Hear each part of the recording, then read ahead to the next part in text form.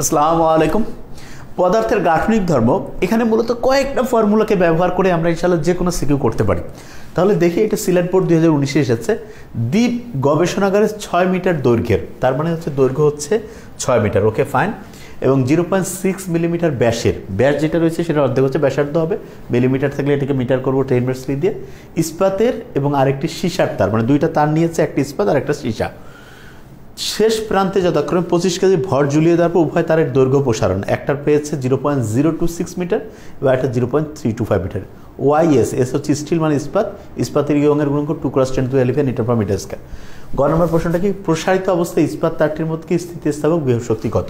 আচ্ছা, তাহলে আমরা খুব সহজ করে বের করব যে স্থিতিস্থাপক বিভব শক্তি ইউ সমান আমরা কি জানি সূত্রটা, ½YAL²/L। Okay fine.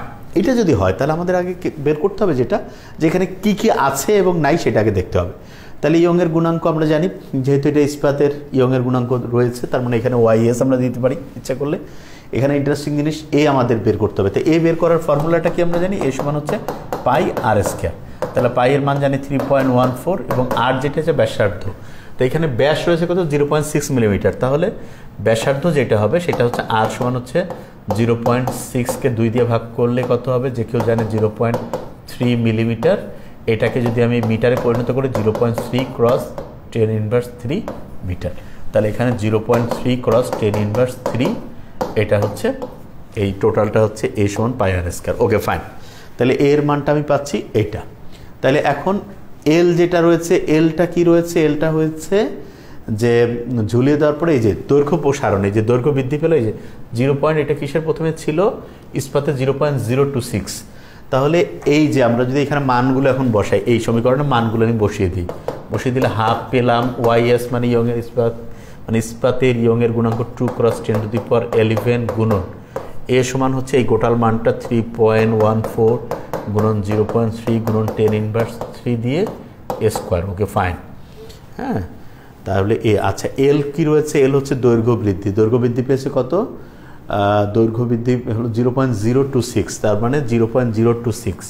এখানে আমি একটু লিখে ফেলি 0.026, এটার উপরে আবার কি রয়েছে A² এটার উপরে। হ্যাঁ, এই যে এটা কিন্তু হচ্ছে πr² মানটা এখানে আলাদা করে আমরা ক্যালকুলেটর করে ফেলতে পারি। এখানে আমি জাস্ট দেখিয়েছি এ বলতে এই টোটাল মানটা।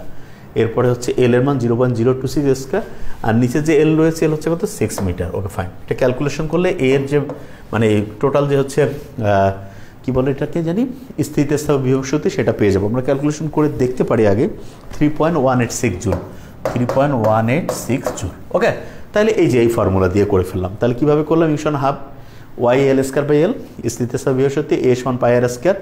পাই তো আমরা জানি, আর হচ্ছে ব্যাসার্ধ, ব্যাসের অর্ধেক করেছি ব্যাসার্ধ, ঠিক আছে, করে এটাকে মিলিমিটারটাকে মিটার করেছি। ওকে, গ নাম্বার হয়ে গেছে। ঘ কি রয়েছে, উদ্দীপকের কোন তারটির ভার নেওয়ার সামর্থ্য বেশি? আচ্ছা, ভার নেওয়ার সামর্থ্য কীভাবে বের করতে হয়, ইয়ংয়ের গুণাঙ্কের মান যার বেশি হবে, ইয়ংয়ের গুণাঙ্ক, কারণ আমরা জানি ইয়ংয়ের গুণাঙ্ক হচ্ছে এইটার মান যদি বেশি হয় তাহলে তার প্রেশার নেওয়ার মানে ক্ষমতাটা বা সামর্থ্যটা বেশি হয়। তাহলে আমাকে ইস্পাতের ইয়ংয়ের গুণাঙ্ক আছে, এখন হচ্ছে সীসা মানে লেড না, এই লেড মানে সীসা, এইটার ইয়ংয়ের গুণাঙ্ক আমি বের করবো। আচ্ছা, ইয়ংয়ের গুণাঙ্ক বের করার ফর্মুলাটিকে আমরা জানি, ওয়াই সমান হচ্ছে কি FL/AL। Okay fine.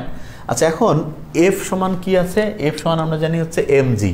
এখানে কিন্তু বলছে 25 কেজি ভর ঝুলিয়ে দিয়েছে, ঠিক না? তাহলে আমরা এফ সমান কি বের মাথায় রাখতে পারি, mg আবার এল, এ সমান হচ্ছে πr² আর নিচে হচ্ছে এল। তাহলে এম হচ্ছে কত ছিল এখানে, সম্ভবত 25 কেজি, তাহলে 25 গুণন জি হচ্ছে 9.8 গুণন এল হচ্ছে কত, দুইটারে কিন্তু দৈর্ঘ্য সেম ছিল সম্ভবত, যদি আমরা একটু খেয়াল করি দুইটারে দৈর্ঘ্য ছিল 6 মিটার দৈর্ঘ্য। তাহলে এখানে আমি 6 দিয়ে দিলাম, ঠিক আছে। পাই হয়ের জায়গায় 3.14, আর মানে ব্যাসার্ধ সম্ভবত দুইটা একই ছিল, দৈর্ঘ্যের 0.6 মিলিমিটার ব্যাস, মানে একটি ইস্পাত এবং মানে দুইটারই হচ্ছে ব্যাসার্ধ সেম, তার মানে এটা একই হবে। তার মানে এটা হচ্ছে 0.6কে অর্ধেক করলে 0.3, এটা মিলিমিটারে, এটাকে গুণ করলাম 10⁻³ দিয়ে, ঠিক আছে। এটাকে স্কোয়ার গুণন হচ্ছে এল মানে হচ্ছে দৈর্ঘ্য প্রসারণ, মানে যেটা হচ্ছে যে বিকৃতি ঘটেছে, এই যে খেয়াল করব, এই যে প্রথমটা ছিল ইস্পাতে, তারপরটা 0.325, তার মানে হচ্ছে 0.325। এটা যদি ক্যালকুলেশন করি তাহলে আমরা ওয়াই এর মানটা পাচ্ছি। এটা সম্ভবত আমরা যদি একটু ক্যালকুলেশনটা আগে করে থাকি, 1.6 cross 10⁻10 newton per metre square. এখন আমরা দেখলাম যে এইটা হচ্ছে সীসার মানে লেট, সীসার ইয়ংয়ের গুণাঙ্ক 1.6 10⁻10, আর এটা কত ছিল? এটা ছিল 2 × 10⁻11, 2 × 10⁻11 হচ্ছে কার ছিল? ইস্পাতের। তাহলে যে কেউ বুঝতে পারবে যে ইস্পাতের ইয়ংয়ের গুণাঙ্ক বেশি, তার মানে এটার ভার নেওয়ার সামর্থ্য বেশি। তাহলে আমি আবার বলছি, খুবই বেসিক জিনিস এবং খুব ইম্পর্টেন্ট এবং আসার মতো। তাহলে হচ্ছে যে কিভাবে করলাম আমরা? স্থিতিস্থাপক বিভব শক্তি half Y A L square L, S দিয়েছি কেন? ইস্পাতের জন্য, ঠিক আছে। যদি আমরা সীসার বের করতাম, এখানে এল মানে সীসা, ইচ্ছা করলে এ বি সি ডি যাই ধরি, এটা সমস্যা নেই। হ্যাঁ, আচ্ছা, half Y A L square by L. তাহলে এ সমান কি পাই আর স্কয়ার, ব্যাস যেটা আছে সেটা অর্ধেক ব্যাসার্ধ, মিলিমিটারকে 10⁻³ দিয়ে মিটার হয়েছে, বাস ক্যালকুলেশন করে পেয়ে গিয়েছে এটা জুলে। এরপরে বলেছে উদ্দীপকের কোন তারটির ভার নেওয়ার সামর্থ্য বেশি, সামর্থ্য বের করে কিসের উপরে? ইয়ংয়ের গুণাঙ্কের উপরে। তাহলে ইয়ংয়ের গুণাঙ্ক F L by L, F সমান হচ্ছে এম জি, ভর দেওয়া ছিল একটা, সেটাকে অভিকর্ষ স্তরের সাথে গুণ করেছে, জি মানে আধাঘির প্রথম যে দৈর্ঘ্য 6 মিটার, আর এ সমান পাই আর স্কয়ার, দুইটারই সেম ছিল, এটা বসিয়েছে, এল হচ্ছে দৈর্ঘ্যের যে প্রসারণ, বাস ক্যালকুলেশন করে এটা পেয়েছি। তাহলে যার ইয়ংয়ের গুণাঙ্কের মান বেশি, সেটার ভার নেওয়ার সামর্থ্য বেশি। একদম ইজি। এই টাইপের যদি আমরা প্র্যাকটিস করি, ইনশাআল্লাহ আমরা দেখব। এবং এটার সাথে আমরা একটা মৌলিক জিনিস একটু জাস্ট মাথায় রাখতে পারি, সেটা আমরা জানি প্রত্যেকে অলরেডি, যে ডাব্লু সমান হচ্ছে হাফ ওয়াই হচ্ছে এল স্কয়ার ডিভাইড বাই এল, এটা আমরা প্রত্যেকেই জানি। এবং তার সাথে আরেকটা একক আয়তনে সঞ্চিত যে শক্তি আছে, এটা আমরা জানি, ইউ সমান হচ্ছে হাফ ওয়াই, এখানে l square divide by l square, ওইখানে এটা আর হয় না। হ্যাঁ, তাহলে একক আয়তনে সঞ্চিত শক্তি, তারপরে কৃত কাজ, এটা আমরা জানি।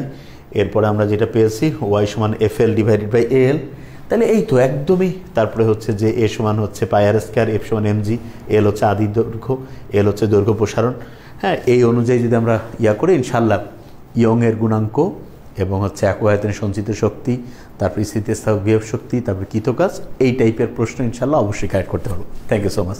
আসসালামু আলাইকুম।